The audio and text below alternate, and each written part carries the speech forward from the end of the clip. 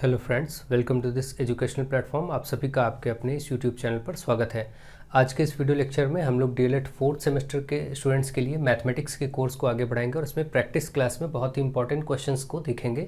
देखिए, इस टाइप के क्वेश्चंस भी अक्सर पूछे गए हैं जिसमें आपके आयत और आयत के अंदर रास्ते को बना करके उस पर पत्थर बिछवाने का या फिर कुछ भी इस तरीके से क्षेत्रफल प्राप्त करने से संबंधित प्रश्न पूछे गए हैं पिछले वर्षों में। तो उनसे संबंधित प्रश्न भी हम लोग कर सकते हैं। हो सकता है कुछ डिफरेंट टाइप के क्वेश्चंस आ जाए, तो इनको भी हम लोग देखते चलेंगे, सीखते चलेंगे। थोड़ा लेंदी फॉर्मेट होता है इन क्वेश्चंस का, थोड़ा लॉन्ग क्वेश्चंस होते हैं, लेकिन ढंग से सीखेंगे तो आप कर पाएंगे। तो चलिए देखते हैं और सीखते हैं। आप लोग वीडियोज़ को लगातार शेयर करते रहिए, लगातार फ्रेंड्स में भेजते रहिए और अपने फ्रेंड्स को जोड़ते रहिए चैनल से। अब देखिए, क्वेश्चन नंबर 1 आपसे क्या कह रहा है। क्वेश्चन नंबर 1 में इसमें कहा गया है एक आयताकार पार्क 110 मीटर लंबा तथा 65 मीटर चौड़ा है। ठीक, एक आयताकार पार्क है, तो चलिए बना लेते हैं समझने के लिए। ये आपके पास आयताकार पार्क है, मान लेते हैं ये आयत हुआ जो कि 110 मीटर लंबा है। मान लेते हैं इसकी लंबाई जो है 110 मीटर है और चौड़ाई कितनी है 65 मीटर। ये आपका 65 मीटर है, ये आपकी चौड़ाई हो गई और ये आपकी लंबाई हो गई। ठीक है, अब आपसे कहा गया इसके अंदर चारों ओर 2.5 मीटर चौड़ा रास्ता है। इसके अंदर चारों ओर 2.5 मीटर चौड़ा रास्ता है। तो इसके अंदर अगर चौड़ा रास्ता है तो मान लीजिए 2.5 ऐसे होगा हर जगह। तो उस रास्ते पर अब देखिए, इसका अगर आप देखेंगे तो हर तरफ से 2.5 मीटर रास्ता होना चाहिए। मतलब मान लीजिए ये रास्ता हुआ, ठीक है, यहाँ से आप इधर बढ़ेंगे, यहाँ आप इधर देखेंगे, हर तरफ अगर आप रास्ता निकालेंगे तो कुछ ऐसे रास्ता बनेगा। चारों ओर रास्ता है, इसके अंदर चारों ओर रास्ता है, इसलिए ऐसा कुछ अंदर एक छोटा सा आयत भी बन जाएगा। अब रास्ता कौन सा है? रास्ता आप देख रहे हैं, ये वाला पार्ट रास्ता है जो आपके सामने है। ठीक है, ये रास्ता है।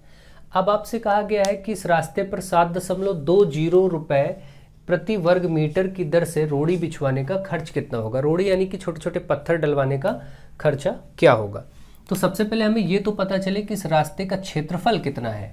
अगर हमें क्षेत्रफल मालूम हो जाए तो उसी हिसाब से हम रेट जो दिया है उसको गुणा करके निकाल लेंगे। तो ये आगे की बात है, अभी पहले क्षेत्रफल तक कैसे पहुंचे ये समझिए। आपका जो रास्ता है, इस रास्ते का क्षेत्रफल कैसे आएगा।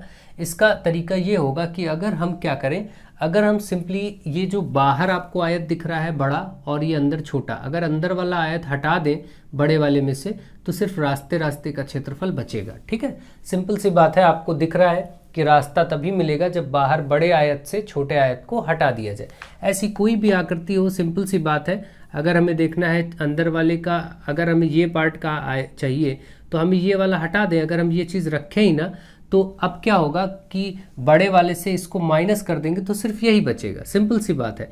तो इस तरीके से आप इसको समझ सकते हैं कि जब भी हमें इस रास्ते का क्षेत्रफल बताना है तो बड़े आयत का क्षेत्रफल माइनस छोटे आयत का क्षेत्रफल कर देंगे। यहाँ जो दिख रहा है तो हम यहाँ पर एक सिंपल तरीके से लिख सकते हैं अभी कि जो रास्ते का क्षेत्रफल है उसको सूत्र के रूप में रास्ते का क्षेत्रफल, तो उसका क्षेत्रफल आपको जो दिख रहा है वो ये होगा कि भाई बड़े आयत का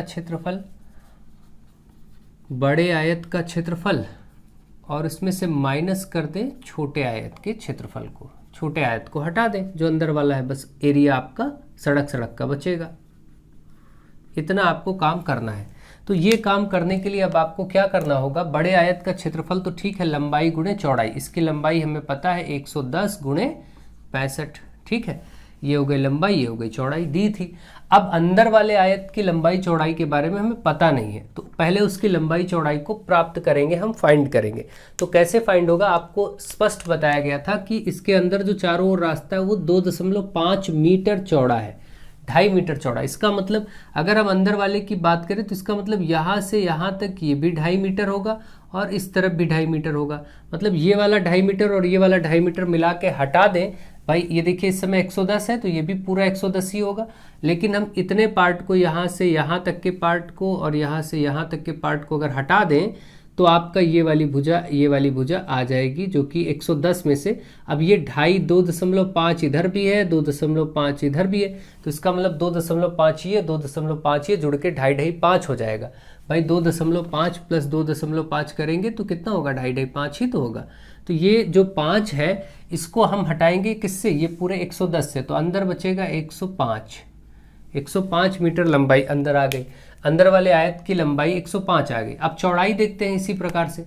अगर आप चौड़ाई देखेंगे तो वहाँ भी वैसे ही होगा कि भाई ये वाला भी देखिए 2.5 मीटर है इतना पार्ट, ये भी 2.5 मीटर, और ऐसे ठीक यहाँ पर नीचे भी अगर बात करें तो ये भी देखिए यहाँ से यहाँ तक 2.5 मीटर है। ठीक, अब अगर हम इसको इस तरीके से देखते हैं, ये पार्ट पूरा अगर हम ये 65 था तो ये 2.5 और ये 2.5 यानी 2.5 ये और 2.5 ये दोनों हटेगा, तो 2.5 5 यहाँ से भी हट जाएगा, तो इतना आपका बचेगा जो कि 65 था, पूरा यहाँ तक 65 था, ये पार्ट और ये पार्ट मिलके 5 हो जाएगा, हट जाएगा, क्योंकि आप देख रहे हैं 2.5 ये भी है और 2.5 ये भी है, तो ऊपर का 2.5 नीचे का 2.5 यानी 5 को हटाएंगे, पूरा 65 था पहले, तो अंदर बचेगा 60। इसका मतलब इस समय जो अंदर की चौड़ाई है वो 60 आ गई। तो इस प्रकार से आप यहाँ पर लिख देंगे। अब लंबाई चौड़ाई आपके सामने, और आयत का क्षेत्रफल होता है लंबाई गुणे चौड़ाई, इसका मतलब ये 105 गुणे 60 हो गया।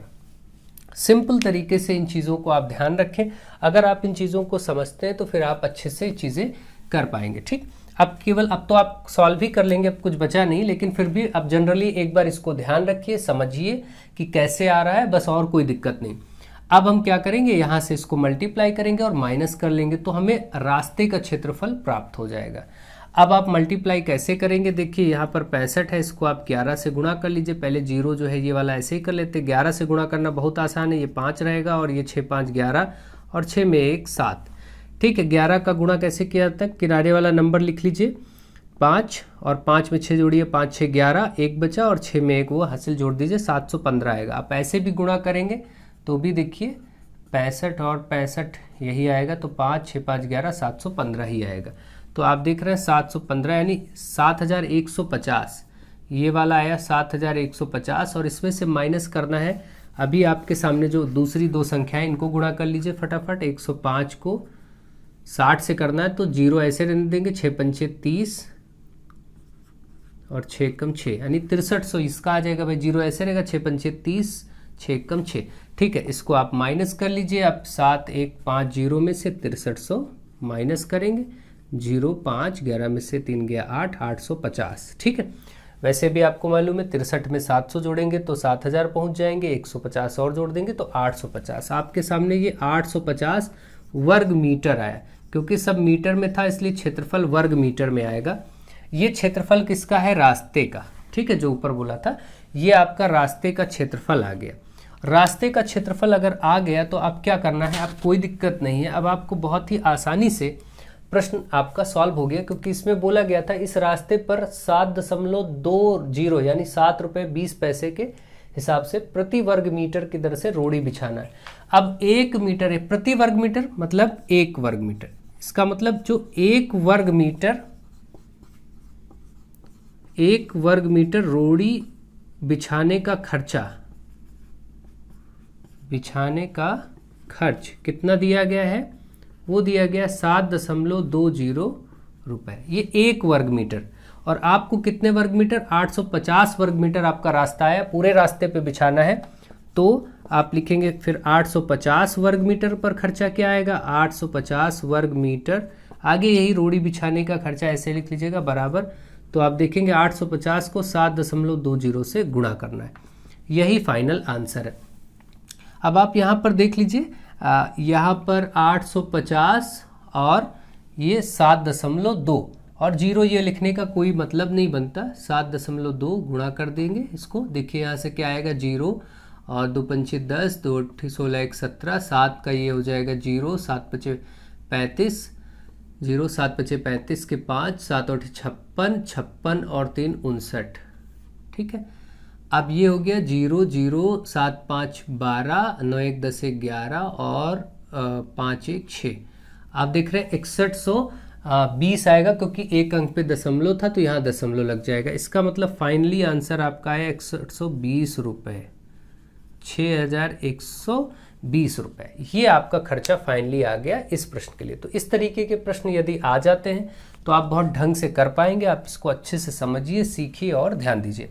आई होप आप इसको समझ गए होंगे। केवल इसमें अंदर वाले आयत का क्षेत्रफल समझना था, लंबाई और चौड़ाई निकालनी थी। क्षेत्रफल तभी निकाल पाएंगे जब अंदर वाले आयत की लंबाई और चौड़ाई मिल जाए। अब देखिए कभी कभी क्या हो सकता है कि यहाँ पर इन्होंने, अब ये प्रश्न तो आप समझ ही गए, कभी कभी ऐसा हो सकता है कि ये बोलें कि एक आयत है और इस आयत के बाहर रास्ता है। अभी क्या था, अंदर से लिया गया था, अब इस आयत के बाहर रास्ता है।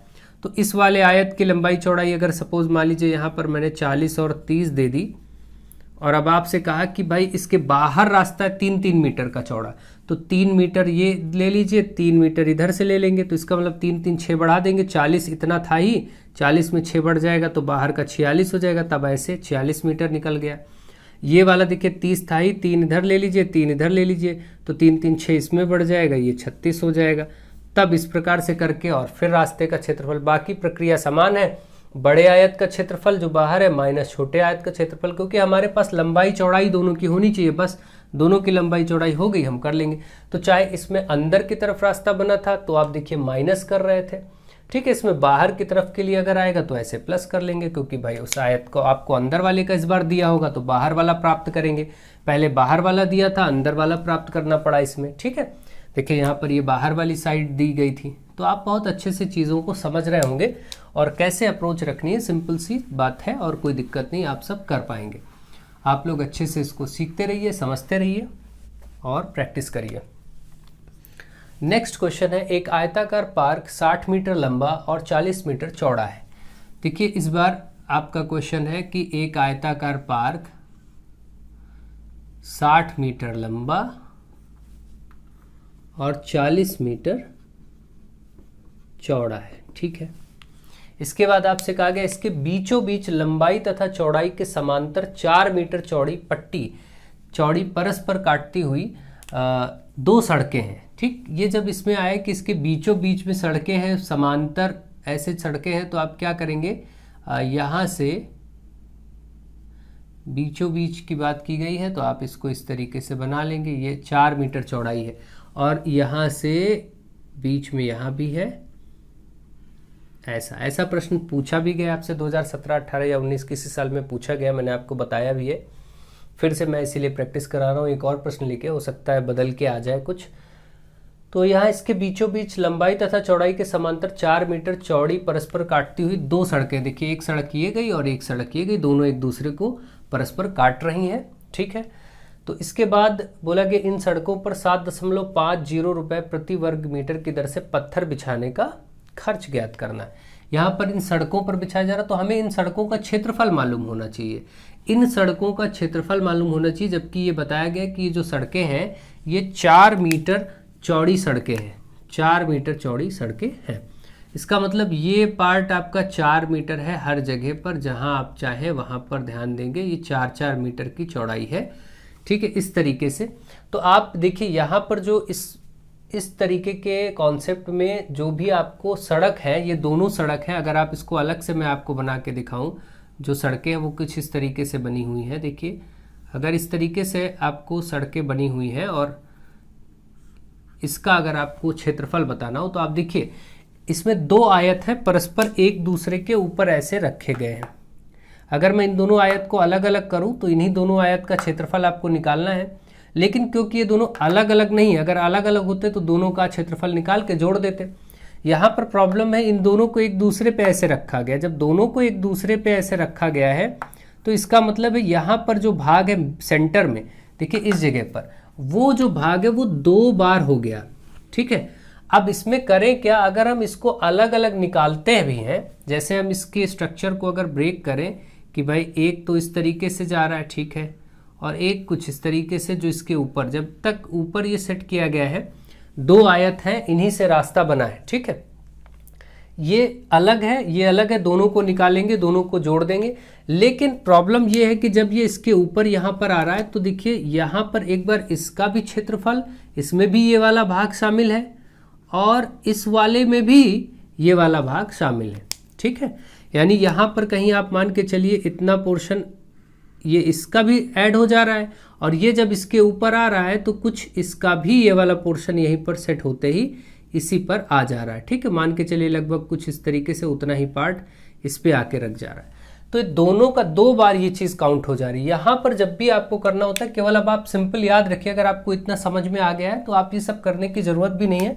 आपको केवल सिंपली कुछ चीज़ों को याद रखना है। ध्यान रखिए, ऐसे कॉन्सेप्ट में जो रास्ते होते हैं, ये रास्ते का जो क्षेत्रफल होता है, इसको कैसे निकालते हैं, रास्ते का क्षेत्रफल वो ऐसे निकाला जाएगा कि आपको ये मान लीजिए ये जो आयत गया है, ये वाले हम आयत 1 बोल देंगे, ठीक है, पहला आयत, या नेमिंग कर दे, यहाँ पर चाहे तो हम ABCD से नाम लिख सकते हैं, ठीक है, या फिर रास्ते का, पहले रास्ते का क्षेत्रफल, ये रास्ता 1 पहला रास्ता बोल देते हैं, और इसको हम दूसरा रास्ता बोल देते हैं, ये जो आया है, ऐसे भी कह सकते हैं, ठीक है। और ये जो बीच में है इसको हम मध्य भाग बोल देते हैं, इसको 3 नंबर दे देते हैं। हमने इस तरीके से अपनी नंबरिंग कर दिया आपको समझाने के लिए। तो रास्ते का क्षेत्रफल बराबर पहले रास्ते का, पहला रास्ता जो आपका है रास्ते का क्षेत्रफल, उसमें जोड़ना पड़ेगा दूसरे रास्ते का क्षेत्रफल, इतना करने के बाद इसमें से माइनस करना पड़ेगा मध्य भाग का क्षेत्रफल जो यहाँ 3 है। देखिए, पहला रास्ता रास्ता 1, दूसरा रास्ता रास्ता 2 जो यहाँ पर नंबरिंग की है, और माइनस जो करना है वो है मध्य भाग का क्षेत्रफल, मध्य भाग का क्षेत्रफल। ये तरीका होता है, ध्यान रखें, मध्य भाग का क्षेत्रफल 3 नंबर पे है। इस तरीके से आपको ये सूत्र याद रखना है। अब आप देखिए सिंपली, अब आप देखिए पहले अगर इस आयत का अगर हम लंबाई चौड़ाई निकालें, जो इस तरीके से आयत गया है, इसकी अगर लंबाई चौड़ाई, भाई ये भी तो आयत ही है, जो रास्ता है तो आयत ही, तो इसकी लंबाई क्या होगी, जो यहाँ से यहाँ तक है, इसका मतलब ये 60 ही होगा, जो ये है वही ये होगा, तो इसका मतलब ये तो 60 ही रहने वाला है। चौड़ाई कितनी होगी, चौड़ाई रास्ते की जो 4 है वो 4 ही रहेगा। इसका मतलब पहले आयत का जो क्षेत्रफल है वो लंबाई, देखिए आयत है तो लंबाई गुणे चौड़ाई ही सूत्र रहेगा, तो इस पहले वाले आयत का जो आपका क्षेत्रफल आया वो लंबाई गुणे चौड़ाई, और इसकी लंबाई है 60 और चौड़ाई है 4, ये आ गया। प्लस दूसरे में भी लंबाई गुणे चौड़ाई करेंगे, लेकिन दूसरा आयत कैसा है, देखिए दूसरा आयत, ये बीच वाला जो ये इस तरीके से रास्ता आया, दूसरे आयत का यानी रास्ते का क्षेत्रफल, तो इसको अगर हम देखें तो ये कैसा है, आप देखिए ये वाली जो चौड़ाई 40 है, तो यहाँ पर भी 40 ही होगा, पूरा 40 ही रहेगा ओवरऑल, तो ये तो आपका 40 ही हो गया, ठीक है। अब ये बचा तो ये 4 है ना, क्योंकि ये बाहर 4 ही तो था, तो 40 और 4 कर देंगे, तो 40 गुणे 4 कर दिया। पहले रास्ते का क्षेत्रफल दूसरे रास्ते का क्षेत्रफल हो गया, माइनस मध्य भाग का क्षेत्रफल। अब हम मध्य भाग पर आते हैं और यहाँ पर देखते हैं कि मध्य भाग की भुजाएं क्या होंगी, तो हर जगह से 4 ही मीटर है, तो भाई ये 4 है तो यहाँ भी 4 होगा, ऊपर से भी ये भी 4 होगा, ये भी 4 होगा और ये भी 4, क्योंकि हर जगह से रास्ता 4 है। तो आप जो देख रहे हैं बीच में जो पोर्शन बन रहा है, बीच का पोर्शन एक्चुअली क्या बन जा रहा है, बीच वाला जो भाग है अगर उसको ध्यान से आप देखें वो एक वर्ग बन जा रहा है, वो एक वर्ग बन जा रहा है, ये वाला भाई 4 4 4 हर तरफ से पड़ रहा है, तो ये 4 4 जब चारों साइड बराबर, तो ये एक वर्ग बन रहा है। और वर्ग का क्षेत्रफल क्या होता है, भुजा की घात 2 यानी 4 की घात 2, है ना, सिंपल सी बात है। इसकी 4 सेंटीमीटर भुजा है तो 4 की घात 2। अब आप देखिए यहाँ से 6 चौके 24, 240 प्लस 4 चौके 16, 160 माइनस 16। अब आप इन दोनों को आप जोड़ लीजिए सिंपल, ये कितना हो जाएगा, 240 में 60 जोड़ेंगे 300, 400, ये वाला हो गया 2 1 3, 400 माइनस 16, 400 में से 16 माइनस होगा तो 384 आ जाएगा, 384 है ना, 84, ठीक है, 384 आ जाएगा मीटर स्क्वायर या वर्ग मीटर, क्योंकि ये क्षेत्रफल है इसलिए चाहे मीटर पर घात 2 बोले या फिर हम कह दें वर्ग मीटर, एक ही बात है। ये क्षेत्रफल आया रास्ते का। अगर प्रश्न होता रास्ते का क्षेत्रफल ज्ञात कीजिए तो यहाँ पर आप छोड़ देते, लेकिन क्योंकि रास्ते पर पत्थर बिछाना है और वो भी 1 वर्ग मीटर रुपए प्रति वर्ग मीटर, देखिए यहाँ बोला गया 7.5 रुपए प्रति वर्ग मीटर की दर से है, तो 1 वर्ग मीटर का खर्चा आपको मालूम है, तो इतना कितना होगा, क्योंकि अब इसमें यहाँ पर हम देख लेते हैं इसको, क्योंकि आप यहाँ पर लिखेंगे अब आगे इतना पोर्शन आप यहाँ पर चाहें तो कैसे निकाला गया क्षेत्रफल आप स्क्रीनशॉट ले लीजिए, मैं आगे यहाँ पर बताता हूँ, स्पेस बना करके जगह कर लेते हैं फिर बताते हैं, ठीक है।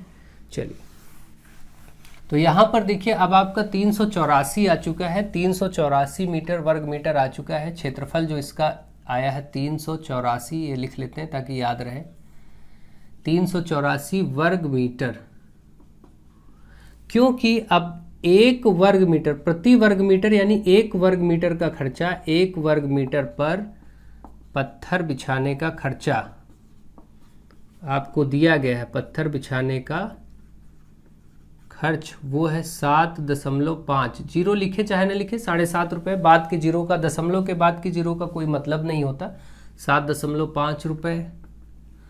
तो आपको कितने वर्ग मीटर? 384 वर्ग मीटर। 384 वर्ग मीटर पर पत्थर बिछाने का खर्चा। तो 384 से ये गुणा हो जाएगा 7.5। बस अब आप गुणा कर दीजिए। देखिए 384 और ये 7.5 है, गुणा करेंगे। 5 के 20 के 0, 5 × 40 2 42, 4 5 ते 15, 15 4 19, 7 से गुणा करें 7 चौक 28, 2 7 8 56, 2 58, 5 7 3 21, 5 26, 0 8 2 10, 9 8 17, 1 18, 9 8 17, 1 18 और ये 7 हुआ और 2। ये आप देख रहे हो एक अंक पे दशमलव लग जाएगा क्योंकि यहाँ दशमलव। तो अब आप देख रहे हैं ये गुणा होकर के 2780 रुपये आ गया। गुणा एक बार चेक कर लीजिएगा, कोई कहीं दिक्कत हो तो आप इसको आराम से 9 8 17, 1 18, 6 1 7 1 8, यहाँ पर 8 हो जाएगा 2880। ठीक है, 2880 रुपये खर्चा आ गया। ठीक, इस प्रकार से आप देख पा रहे हैं कि 2880 रुपये खर्चा यहाँ पर आ जाएगा इस प्रश्न के लिए। और मुझे आशा है कि आप अच्छे से इसको समझ गए होंगे कैसे किया गया है। ऐसे प्रश्नों को ध्यान रखें, जब भी आए तो आपको कुछ नहीं करना है। पहले आयत का क्षेत्रफल, दूसरे आयत का क्षेत्रफल, जब भी ये वाला प्रश्न इस कॉन्सेप्ट का है, अब आप इसको पूरा माइंड में कॉन्सेप्ट बिठा लीजिए। अगर ऐसा कोई आयत है और बीच में सड़कें एक दूसरे को ऐसे काट रही हैं, बराबर चौड़ाई की सड़कें हैं, ठीक है, तो क्या करेंगे, ये वाले जो आयत जा रहा है इसको आयत 1 कर लीजिए, ये वाला आयत 2 कर लीजिए और बीच में मध्य भाग 3 कर लीजिए, या जो भी नंबरिंग करें या कुछ भी करें, ABCD PQRS लिखें। तो अब आप क्या करेंगे, पहले आयत का क्षेत्रफल, दूसरे आयत का क्षेत्रफल और माइनस मध्य भाग का क्षेत्रफल, ये वाला माइनस कर देंगे। बस ये पूरे रास्ते का क्षेत्रफल आ जाएगा। आगे जो भी क्वेश्चन दिया गया हो आप आराम से कर सकेंगे। ठीक, आई होप आप इस कॉन्सेप्ट को समझ गए होंगे और ऐसे प्रश्नों के लिए अब आराम से आप इसको कर भी पाएंगे। ठीक है, चलिए आगे बढ़ते हैं और क्वेश्चन नंबर 3 देखते हैं। ऐसे समांतर चतुर्भुज का क्षेत्रफल ज्ञात कीजिए जिसकी संगत भुजाएं क्रमशः 10 सेंटीमीटर तथा 8 सेंटीमीटर है तथा इनके शीर्षों को मिलाने वाले विकर्ण की लंबाई 12 सेंटीमीटर। सबसे पहले देखिए, एक समांतर चतुर्भुज का क्षेत्रफल बताना है और समांतर चतुर्भुज कुछ इस टाइप से बनाया जाता है, आप सभी जानते हैं। ये कोई समांतर चतुर्भुज है। इस समांतर चतुर्भुज में बोला गया है कि इसकी जो संगत भुजाएं क्या होती हैं, ये जो कॉन्टिन्यू, जैसे ये A से B और फिर B से C, यही संगत भुजाएं, AB और BC, लंबाई और चौड़ाई इसकी जो है यही संगत भुजाएं है। और ये आपका D हो गया। तो ABCD मान लेते हैं समांतर चतुर्भुज है, तो संगत भुजाएं 10 और 8 हैं। 10 और 8 इसका मतलब ये 10 और ये 8 सेंटीमीटर, ये भी है सेंटीमीटर, ये भी है।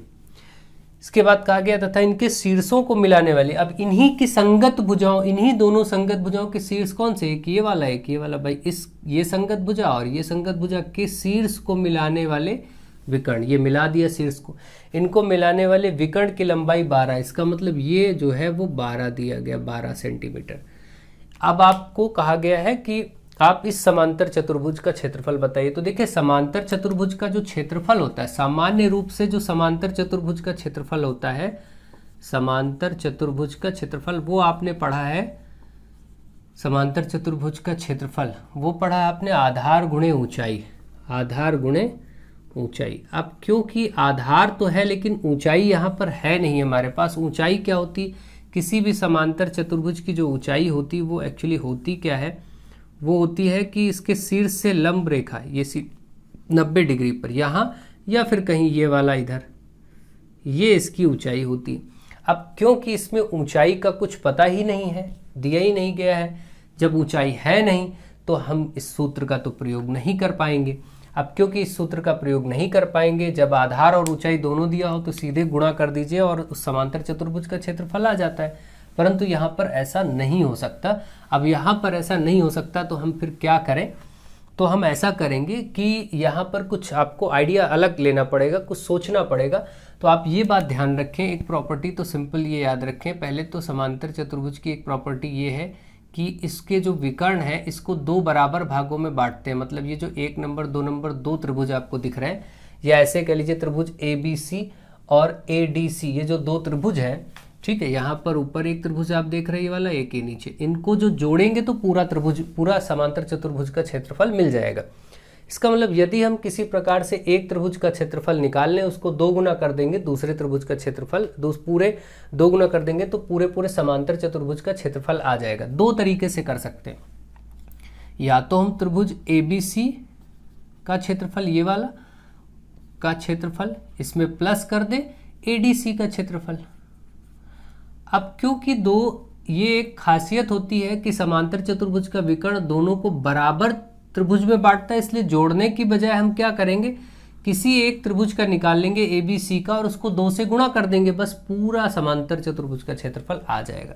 हमारा प्रयास होगा किसी प्रकार से ये त्रिभुज ABC का क्षेत्रफल निकाल पाए, ABC का क्षेत्रफल निकाल पाए, ये हमें निकालना है, क्वेश्चन मार्क, ये किसी प्रकार से निकाल पाए। ये कैसे निकलेगा, इसके लिए आपको एक रूल पढ़ाया गया था, आप अच्छे से सेकंड सेम में आपने पढ़ा होगा। ये इसको अलग से बना लेते हैं, इस तरीके से कुछ आकृति बनी है, यहाँ पर 12 है, ये 10 है, ये 8 है, ये A और ये B और ये C पॉइंट। इस तरीके से इस त्रिभुज का, ये त्रिभुज कैसा है, विषम बाहु त्रिभुज है। विषम बाहु जिसकी सभी भुजाएं अलग अलग हों, जिसको हम स्केलीन ट्रायंगल बोलते हैं, ये सभी भुजाएं अलग हैं। इसका क्षेत्रफल निकालने का क्या तरीका होता है, इसका क्षेत्रफल निकालने के लिए सबसे पहले हम S निकालते हैं। अब देखिए इस त्रिभुज का क्षेत्रफल हम निकालने जा रहे हैं, ध्यान दीजिएगा एक एक स्टेप। सबसे पहले S बराबर एक फॉर्मूला होता है A + B + C बटा 2, ये S निकालना पड़ता है। अब A + B + C क्या है, A + B + C यहाँ पर है तीनों भुजाओं का योग, है ना, ये A B C मतलब ये तीनों भुजाओं को जोड़ेंगे, यहाँ पर रखेंगे। S कैसे निकलेगा, देखिए यहाँ पर 12 + 10 + 8 तीनों भुजाएं हैं जो ABC है और बटे 2, ये आपका S मिल जाएगा। और ये कितना आएगा, 12 8 20 10 30, 30 बटे 2 जो कि कट के आएगा 15, भाई 2 से 30 कटेगा तो 15 आ गया, 15 सेंटीमीटर S आया। S क्या होता है, सेमी पेरीमीटर। सेमी पेरीमीटर मतलब अर्ध परिमाप, S को कहते हैं अर्ध परिमाप। यहाँ पर जो S है इसको बोलते हैं अर्ध परिमाप। परिमाप क्या होता है, तीनों भुजाओं का योग, तीनों भुजाओं को जोड़ेंगे तो परिमाप होगा। और अर्ध मतलब आधा, तो देखिए इसलिए बटे 2 है, तीनों भुजाओं को जोड़ के बटे 2, ये सूत्र बना। आपको ज़्यादा डिटेल में न जाते हुए ये करना है कि S पहले निकाला जाता है जो कि होता है A + B + C / 2। ऐसे त्रिभुज का क्षेत्रफल ज्ञात करने का तरीका है। अब इसके बाद आपको एरिया यानी क्षेत्रफल निकालना है। अब क्षेत्रफल कैसे निकलेगा, इस त्रिभुज का जो क्षेत्रफल होता है, विषम बाहु त्रिभुज का जो क्षेत्रफल होता है, उसका सूत्र होता है √S S - A S - B and S - C। ये इस सूत्र में मान रखेंगे। तो इस सूत्र में जब मान रखेंगे तो आप देखेंगे कैसे मान रखना है। S का मान आया 15, यहाँ 15 रख दिया, गुणे, ये सब गुणा है बीच में हर ब्रैकेट के बाद यहाँ पर। तो अब आप देखिए S यहाँ पर फिर 15 रखेंगे, 15 में माइनस होगा पहले A यानी 12, फिर गुणे, फिर से यहाँ S की जगह तो 15 ही रहेगा, इसमें से माइनस होगा 10 दूसरी भुजा, और फिर से 15 में से माइनस होगा 8 जो कि तीसरी भुजा है। ये जैसे ही आप माइनस करेंगे तुरंत अब देखिए यहाँ पर क्या होगा, 15 गुणे 15 - 12 होगा 3 आएगा, 15 - 10 होगा 5 आएगा, 15 में से 8 जाएगा 7 आएगा। इस प्रकार से आपने देखा इतना आपका ये आ गया। अब मैं यहाँ से हटा रहा हूँ इसको और ऊपर से ये वाला पार्ट, बल्कि चलिए इधर देखते हैं अगर ये हो जाए तो ये जो एरिया अब आपका निकल के आ रहा है वो √, में आया क्या क्या, 15 को हम 3 × 5 लिख सकते हैं। 15 को हम 3 × 5 लिख दें और बाहर ये 3 × 5 था ही, ये वाला 3 × 5 था, ये भी 15। या ऐसा कर सकते हैं कि इसको 15 कर ले तो 15 का जोड़ा बन जाएगा, ऐसा भी आप कर सकते हैं। देखिए सिंपल, और न तोड़ के इसको देखिए यहाँ पर आने के बाद आप कभी भी इनको गुणा करके वर्गमूल मत करिएगा, इसमें आप फंस जाएंगे, दिक्कत होगी। ऐसी जगहों पर जब पहुंच जाए तो इसके बिल्कुल फैक्टर कर दीजिए, बिल्कुल गुणनखंड कर दीजिए। जैसे 15 को हम 3 × 5 कर दें तो 3 2 बार, 5 2 बार मिल जाएगा, जोड़ा बन के बाहर हो जाएगा। जो चीज़ें वर्गमूल में जोड़े में होती हैं, जैसे 3 का जोड़ा अगर बना तो वो बाहर ही हो जाएगा, 5 का अगर जोड़ा बना तो ये भी बाहर हो जाएगा, और 7 जिसका जोड़ा नहीं बनेगा, जैसे 7 का नहीं बनेगा तो ये नहीं निकल पाएगा, तो 3 × 5 तो बाहर ही हो जाएगा, 7 नहीं निकल पाएगा। ऐसे ही अभी लिख लेंगे। ये सब तरीके होते हैं सिंपल करने के, आपको ये ध्यान आना चाहिए कि हाँ ऐसे प्रश्नों में इस वाले विशेष रूप से रूल में लास्ट स्टेप में आने के बाद गुणा करके वर्गमूल निकालने से बचें। प्रयास करें कि यहाँ पर जो नंबर्स हैं इनके फैक्टर देख लें, जितने जोड़े बन जाए उनको वर्गमूल से बाहर कर लें। तो चाहे एक तरीका ये 15 को 3 गुणे 5 करके निकालें, या फिर इसको 15 ही मान लें, 5 ते 15, आगे 15 है, इसको 15 ही कर लें हम। तो 15 का पूरा पूरा जोड़ा बन गया। जो जोड़ा बन जाता है वो वर्गमूल से बाहर आ जाता है। 7 का कोई पेयर नहीं, तो ये 15√7 यही क्षेत्रफल हो गया। 15√7 सेंटीमीटर क्षेत्रफल हुआ किसका? ABC त्रिभुज का। एक पार्ट का ये जो क्षेत्रफल था, ये वाला जो हिस्सा है ये आ चुका है ना, ये आपका आ चुका है 15√7। अब इसको डबल कर दीजिए, बस पूरे टोटल समांतर चतुर्भुज का क्षेत्रफल आ जाएगा। तो अब आपको देखिए, अब मैं इसको हटा रहा हूं यहां से, अब देखिए ये पार्ट मैं हटा रहा हूं। अब केवल आपको इतना करना है कि समांतर चतुर्भुज का क्षेत्रफल, समांतर चतुर्भुज का क्षेत्रफल बराबर 2 गुणे त्रिभुज ABC का क्षेत्रफल। आपने ABC निकाला था, उसको डबल कर दीजिए, 2 गुणे ये आया है 15√7, तो 15 दूना 30 हो जाएगा, 30√7 आ गया सेंटीमीटर स्क्वायर। क्षेत्रफल है इसलिए सेंटीमीटर स्क्वायर। ये आपका उत्तर हो गया। फाइनली आपने देखा कि कैसे इनका आंसर फाइंड किया गया। थोड़ा सा डिफरेंट अप्रोच थी, इसलिए ऐसे प्रश्नों को भी करा दिया गया है कि आपको अगर यदि कुछ टफ टाइप के क्वेश्चन भी बनते हैं जो आप लोग परेशान होते हैं, तो वो भी आप कर सकें, कोई दिक्कत ना हो। प्रैक्टिस आप हर तरह की करिए। अब जनरली आप क्या करिए कि इसके बाद जनरल सारे फॉर्मूले याद रखिए। जैसे कभी समांतर चतुर्भुज का तो आपने देख ही लिया तरीका। अब एक समलंब का कभी अगर आ जाए तो समलंब के सूत्र सभी आप जानते हैं। समलंब जो कि ट्रेपेजियम होता है वो कुछ इस तरीके से 2 समांतर भुजाएं होती हैं, एक छोटी और एक बड़ी, इनके शीर्षों को ऐसे मिला दिया जाता है, ये आपका समांतर चतुर्भुज बनता है। इसमें 2 समांतर ये आपका समलंब बनता है। ठीक है, तो इसमें क्या होता है, समलंब की ऊंचाई, इसको ऊंचाई बोलते हैं, चाहे यहाँ से ले लीजिए या फिर आप इसको यहाँ से ले लीजिए, ये ऊंचाई होता है। ये आपका पहली समांतर भुजा और ये ऊपर जो है ये दूसरी समांतर भुजा। इसका मतलब ऐसे में आप क्या करते हैं, आप अगर मैं इसको नाम किया जाए तो ABCD ऐसे नाम किया जाए, और इसका आप नाम ऊंचाई का यहाँ पर कुछ भी लिख लीजिए, जैसे P और Q ले लेंगे। तो अब क्या होगा, आप यहाँ चाहे आप D से P ले वो भी ऊंचाई है, चाहे C से Q ले वो भी ऊंचाई है। तो हम क्या करेंगे, एक ही ले लेते हैं कुछ समय के लिए। अब इसका जो क्षेत्रफल होगा, यानी समलंब, ये जो आकृति है आपके सामने, समलंब का क्षेत्रफल होता है 1/2 गुणे समांतर भुजाओं का योग, समांतर भुजाओं का योग गुणे ऊंचाई। बस सिंपल सी बात है, यही तरीका होता है। आप चाहे तो इसके लिए चाहे ऐसे ही याद रखें लैंग्वेज में, या ऐसी आकृति के लिए अगर हम देखें तो 1/2 समांतर भुजाएं क्या है, AB, जैसे इसके लिए समझें तो AB प्लस योग है ना, समांतर भुजाओं का योग, इसका मतलब AB प्लस ऊपर है CD, ये समांतर भुजाएं गुणे ऊंचाई क्या है D से P यानी DP, और ये आपका क्षेत्रफल हो गया जो कि एरिया। चाहे ऐसे बोलें या फिर इस आकृति के लिए, इस आकृति के लिए आप ऐसे भी बोल सकते हैं। ठीक, तो ये समलंब का क्षेत्रफल हो गया। आपको कभी समलंब से संबंधित प्रश्न आए तो क्षेत्रफल, ये सब सूत्र ही कभी कभी पूछ लिए जाते हैं। और बाकी मैंने क्वेश्चंस तो इन पे आपको काफ़ी कराया है, तो आप उनको भी अच्छे से देख लीजिए, समझ लीजिए। ठीक है, कोई दिक्कत आपको नहीं होगी अच्छे से अगर सीखेंगे समझेंगे।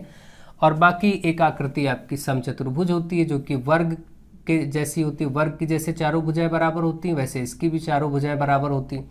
इसका एक विकर्ण अगर हम ये मान लें कि ये D1 है, पहला विकर्ण को D1 बोल दे और दूसरा विकर्ण इसको यहाँ से मिलाएं तो हम बोल दें कि ये D2 है। तो अगर इसका एरिया क्षेत्रफल लिखना हो तो हाफ D1 इंटू D2, यानी 1/2 गुणे विकर्णों का गुणनफल। इसमें ये होता है, ये बोला जाता है समचतुर्भुज, जिसको रोम्बस कहते हैं। ये आकृति आपकी समचतुर्भुज कहलाती है इंग्लिश में, जिसको रोम्बस कहते हैं। ठीक है, उसका क्षेत्रफल इससे निकलता है। तो इसी प्रकार से, और ये एक दूसरे को देखिए 90 डिग्री पर काटते भी हैं, ये भी होता है, दोनों बराबर बराबर काटते हैं। जैसे अगर कोई भी समचतुर्भुज हुआ तो इसको आपको ध्यान रखना, ये विकर्ण और ये विकर्ण, अगर मैं कहूँ ये पूरा यहाँ से यहाँ तक 16 है तो 8 और 8 में हो जाएगा। अगर ये यहाँ से 12 है तो 6 और 6 में बढ़ जाएगा। ये जो पॉइंट है बराबर बराबर काटता, मतलब ये पार्ट इसके बराबर, ये वाला पार्ट इसके बराबर। ठीक है, तो इस तरीके से ये सब प्रॉपर्टीज़ होती है, खासियत होती है। और उसके बाद आप जानते ही हैं यहाँ पर क्योंकि 90 डिग्री बनना, तो ये राइट एंगल ट्रायंगल हुआ, पाइथागोरस लगा के 6 8 ये है तो 10 ये आ जाएगा, क्योंकि 6 8 और 10 पाइथागोरियन ट्रिपलेट होता है। ये सब तरीके हैं। आगे मैंने अभी लास्ट वाले में इसका क्वेश्चन भी कराया था, समझाया था। तो बहुत सारे तरीके हैं, इनके क्वेश्चंस बारी बारी से प्रैक्टिस में हम लेते रहेंगे, समझते रहेंगे। मैंने फिलहाल आपको यहाँ पर कुछ इंपॉर्टेंट फार्मूले भी बता दिए, ताकि अगर ये कभी पूछे जाए तो आप अच्छे से उनको कर पाएँ, कोई दिक्कत आपको ना हो। ठीक है, वर्ग और आयत के लगभग सभी सूत्र आपको पता ही होते हैं। ठीक है, फिर भी अगर आप बोलेंगे तो आगे हम सूत्र सारे समझा देंगे किसी वीडियो में, जैसा आप बोलेंगे डिमांड करेंगे वो भी चीज़ें हो जाएंगी। और फिलहाल के लिए तो और कुछ ऐसा बचता नहीं है। हाँ, अगर ठीक है और लगभग कुछ आएगा तो फिर देख लेंगे। अभी के लिए इतना आप प्रैक्टिस करिए, सीखिए, समझिए और आगे बढ़िए। अच्छे से खूब अभ्यास करिए। प्रश्नों की संख्या कम हो, जो कुछ भी हो, आप ये मान के चलिए, सबसे पहली बात ये होती है कि आपका कॉन्सेप्ट बिल्ड होना चाहिए। प्रयास ये होना चाहिए कि आप ऐसे इस प्रकार के कोई भी प्रश्न इससे मिलते जुलते किसी भी प्रकार के आएंगे, हम बहुत आसानी से उनको कर सकेंगे। ठीक, अब जैसे इसी में मान लीजिए आप कभी वर्ग ही है, मान लीजिए अभी आयत था, वर्ग हो जाए, वर्ग के चारों ओर रास्ता बन गया, तो इसमें कौन सी बड़ी बात है, वर्ग के चारों ओर बना दीजिएगा। बात तो वही है ना, वर्ग था, मान लेते हैं 12 सेंटीमीटर का वर्ग था, इसके बाहर 3 मीटर का चौड़ा रास्ता बन गया, तो 3 ये देखिए, अब पूरा बाहर वाला देखिए 3 3 6, 12 में 6 जोड़ेंगे 18 हो जाएगा। इधर भी ऐसे देखिए 3 यहाँ बढ़ेगा, नीचे की तरफ भी 3 बढ़ेगा, 3 3 6 12, इसमें भी जुड़ गया 18। तो जो बाहर वाला देखिए वर्ग मिला वो 18/18 का मिल गया। सिंपल सी बात है। अब सब ये बाहर वाले में 18, अंदर वाले में 12, तो इसमें कोई ऐसी दिक्कत की बात नहीं। चीज़ों को समझना है कि कोई भी ऐसा प्रश्न, अब वर्ग का क्षेत्रफल आप जानते हैं, भुजा का स्क्वायर। अब मान लेते हैं कि ये आपका रास्ता था, इस रास्ते का क्षेत्रफल आपको बताना, तो आप जानते हैं बड़े वाले वर्ग का क्षेत्रफल जो कि होगा भुजा का स्क्वायर, माइनस छोटे वाले अंदर का क्षेत्रफल जो कि 12 का स्क्वायर। आप सिंपल इनको स्क्वायर करके माइनस कर लेंगे, तो ये एरिया आ जाएगा किसका, रास्ते का क्षेत्रफल आ जाएगा, ये वाला पार्ट जो है। सिंपल सी बात है। ये इस तरीके से ही तो प्रश्न बन सकते हैं। और क्या होता है, प्रश्नों में थोड़ा सा हेर फेर यही सब होता है। आप कहेंगे हमने तो वर्ग किया ही नहीं, हमने आयत पढ़ा है। तो ये चीज़ें आपको कॉन्सेप्ट ही सिखाती हैं। जब भी जो प्रश्न बदल के आते हैं एग्जाम में और आप लोग ऐसी बातें करते हैं कि उसमें तो कुछ और आ गया, टफ आ गया, बहुत अजीब सा प्रश्न आ गया था, ऐसा हमने पढ़ा नहीं था, बाहर है, आउट ऑफ सिलेबस है, ये इसलिए कहते हैं, एक तो आप लोग पढ़ाई केवल एग्ज़ाम टाइम करते हैं। जैसे अभी आपका एग्ज़ाम की डेट अब आई है, आप देखिए तुरंत एकदम हलचल मच गई है चारों तरफ, लगता है आप कैसे पढ़ें, क्या करें। सारे बच्चे कमेंट कर रहे हैं, सर बहुत डर लगता है, कैसे करें, अब मुझे बहुत डर लग रहा है। ये नहीं देखते कि हम इतने समय तक आराम कर रहे थे, सो रहे थे, कि पेपर के टाइम ही पढ़ेंगे। तो जब आप पेपर के टाइम ही पढ़ेंगे, जो भी बच्चे, मैं सबको नहीं कह रहा हूँ, बहुत सारे बच्चे बहुत सिंसियरली पढ़ते हैं, पूरा टाइम पढ़ते हैं ढंग से, तो वो हमेशा पास होते हैं, क्वालिफाई होते हैं। कुछ बच्चे केवल एग्ज़ाम टाइम 2-4 दिन पढ़ना चाहते हैं, वो 2-4 दिन में इकट्ठा सब कुछ कर लेना चाहते हैं। सिंपल सी बात है, आप खुद सोच के देखिए, अभी कोई चीज़ अगर आपको 1 महीने का खाना एक साथ खिला दिया जाए तो आप खा सकते हैं, नहीं खा पाएंगे, उल्टा आपको बीमारी हो जाएगी, आपको हॉस्पिटल जाना पड़ जाएगा। वही 1 महीने का खाना प्रॉपर वे में डेली डाइट के अकॉर्डिंग अच्छे से खाते रहेंगे तो आप हेल्दी पर्सन होंगे और अच्छे से स्वस्थ रहेंगे। तो इसका मतलब सिंपल सी बात है, किसी चीज़ का एक टाइम पीरियड होता है, आपको अच्छे से उसमें ही करना होता है, तभी आप बेहतर कर पाते हैं। ठीक है, तो आप हमेशा पढ़ें, ढंग से पढ़ें, आगे बढ़ें और अपने आप को ध्यान से स्वस्थ रखें, स्वस्थ रहें, अच्छे से पढ़ें, आगे बढ़ें, वीडियोस को शेयर करते रहें सबके साथ। So thank you to all of you.